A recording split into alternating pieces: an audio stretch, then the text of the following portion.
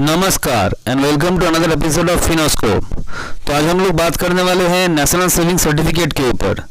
Video शुरू करने से पहले आप लोगों से एक ही रिक्वेस्ट है कि आप लोग मेरा वीडियो एंड तक देखें और मेरा चैनल फिनोस्कोप लाइक शेयर और सब्सक्राइब कीजिए। तो चलिए लेट्स स्टार्ट।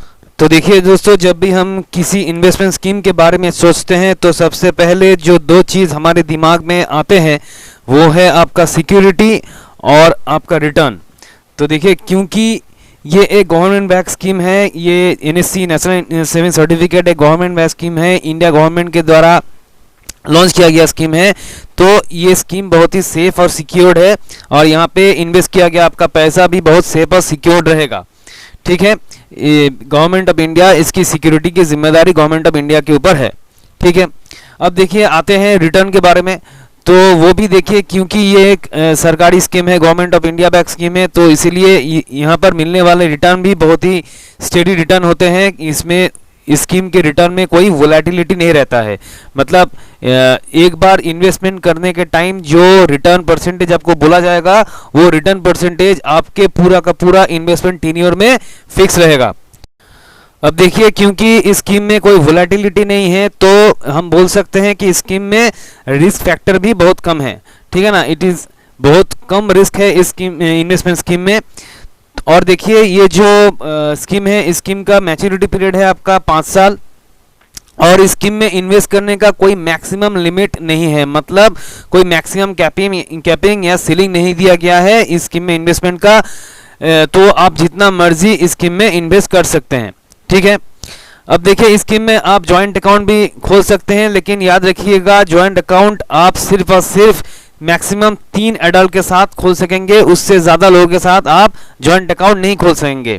आप चाहे तो स्कीम में किसी माइनर के नाम पे भी अकाउंट खोल सकेंगे। ठीक है, तो चलिए अब जान लेते हैं कि स्कीम में आप अकाउंट कहां खोल पाएंगे। तो देखिए, एनएससी में नेशनल सेविंग सर्टिफिकेट में आप अकाउंट किसी भी पोस्ट ऑफिस के ब्रांच में खोल सकेंगे। ठीक है, किसी भी पोस्ट ऑफिस ब्रांच में आप एनएससी के अकाउंट खोल सकेंगे। और याद रखिएगा कि एनएससी एक फिक्स्ड इनकम इन्वेस्टमेंट स्कीम है और ये आप किसी भी पोस्ट ऑफिस के ब्रांच में खोल सकेंगे। तो अभी आते हैं इस स्कीम के इंटरेस्ट रेट के बारे में, रिटर्न परसेंटेज के बारे में। तो देखिए, फिलहाल अभी करंट जो रेट ऑफ इंटरेस्ट स्कीम में सरकार ऑफर कर रही है वो है आपका 6.8% पर एनम। लेकिन याद रखिएगा, ये जो इंटरेस्ट रेट है ये सरकार रेगुलर बेसिस पे रिवाइज करती रहती है। मतलब टाइम टू टाइम इस रेट को रिवाइज किया जाता है, चेंजेस किया जाता है इस रेट में, या तो बढ़ाया जाता है या फिर घटाया जाता है। वो डिपेंड करता है सरकार के डिसीजन के ऊपर। लेकिन फिलहाल जो इंटरेस्ट रेट आपको मिल रहा है, मतलब अभी अगर आप इस स्कीम में इन्वेस्ट करेंगे तो जो इंटरेस्ट रेट ऑफ इंटरेस्ट आपको मिलेगा वो है आपका 6.8% पर एनम। ओके, तो चलिए अब देख लेते हैं कि कौन कौन लोग इस स्कीम में इन्वेस्ट कर पाएंगे। तो देखिए, इस स्कीम में कोई भी रेजिडेंट इंडिविजुअल, यानी कि जो इंडिया का रेजिडेंट है और अगर उसका एज 10 साल के ऊपर का है तो वो इस स्कीम में इन्वेस्ट कर पाएंगे।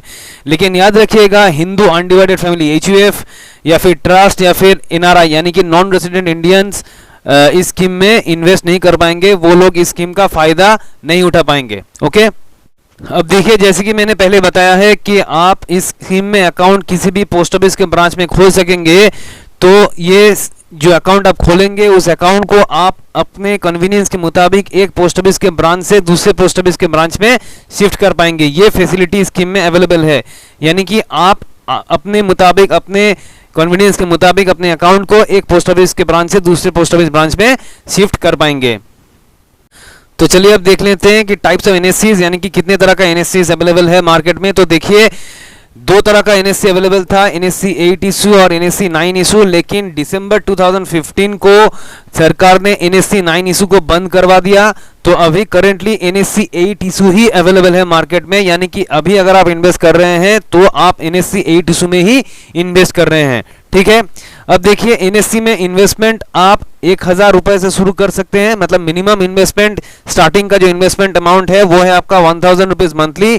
और इसको आप 100 के मल्टीपल में, यानी कि 100, 200 यानी कि 1000, 1100, 1200, 1300, 1400 ऐसे करके अपने इन्वेस्टमेंट अमाउंट को आप बढ़ा सकते हैं। लेकिन याद रखिएगा, जो मिनिमम इन्वेस्टमेंट अमाउंट है वो है आपका 1000 रुपीज।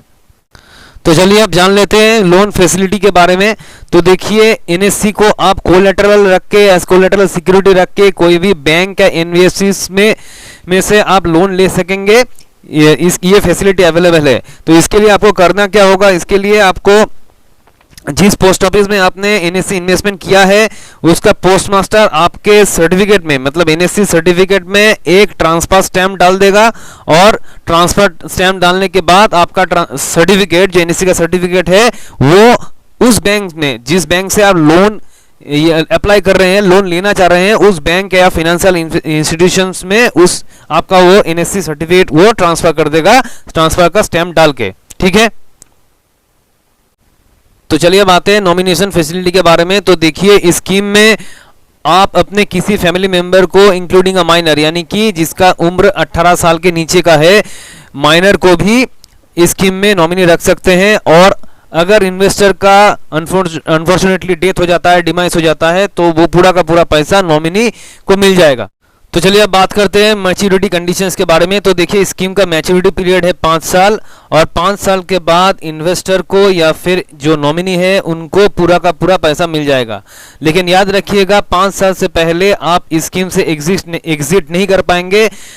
लेकिन 2 सिचुएशन है जहां पर आप प्रीमेच्योर एग्जिट कर पाएंगे। वो है आपका अगर इन्वेस्टर का अनफॉर्चुनेटली डेथ हो जाए, या फिर कोर्ट का ऑर्डर है कि आप उस स्कीम से निकल जाएं। तो कोर्ट ऑर्डर हो या फिर इन्वेस्टर का अनफॉर्चुनेट डेथ हो जाए तो ही सिर्फ आप इस स्कीम से प्रीमेच्योर एग्जिट कर पाएंगे, नहीं तो इस स्कीम का जो मैच्योरिटी पीरियड है 5 साल, और 5 साल के बाद ही पूरा का पूरा पैसा या तो इन्वेस्टर को या फिर उसके नॉमिनी को मिलेगा। तो चलिए अब बात करते हैं टैक्स बेनिफिट के बारे में। स्कीम का टैक्स बेनिफिट क्या है, इस पॉइंट को ध्यान से सुनिएगा, ये बहुत ही इंपॉर्टेंट पॉइंट है। तो देखिए, एनएससी जो है वो 80C में डिडक्शन के लिए एलिजिबल है, यानी कि एनएससी में जितना आप इन्वेस्टमेंट करेंगे वो पूरा का पूरा इन्वेस्टमेंट 80C में आपको डिडक्शन मिल जाएगा, subject to maximum of 1.5 lakh, यानी कि मैक्सिमम डिडक्शन जो मिलेगा वो है आपका 1,50,000 रुपए। क्योंकि आप सभी लोग जानते हैं कि 80C में जो मैक्सिमम डिडक्शन मिलता है वो है आपका 1,50,000 रुपए। तो इस स्कीम में भी जितना आप इन्वेस्टमेंट करेंगे वो पूरा का पूरा पैसा आपको 80C में डिडक्शन मिल जाएगा, subject to maximum of 1.5 lakh. लेकिन यहाँ पे एक चीज ध्यान दीजिएगा कि समझ लीजिए आपने एनएससी हर साल हर महीना 1,000 रुपए का एनएससी आपने इन्वेस्टमेंट किया, ठीक है, 1,000 रुपए करके आपने हर महीना एनएससी इन्वेस्टमेंट किया। तो पहले साल, जिस साल में आप इन्वेस्टमेंट आप कर रहे हैं, तो समझ लीजिए 12 महीने के लिए आपने इन्वेस्टमेंट किया, तो पहले साल में आपको कितना छूट मिलेगा, 1,000 रुपए इंटू 12 महीना, ठीक है, इंटू 12 महीना, यानी कि 12,000 रुपए। तो उस साल में आपको 12,000 रुपए का छूट मिल जाएगा।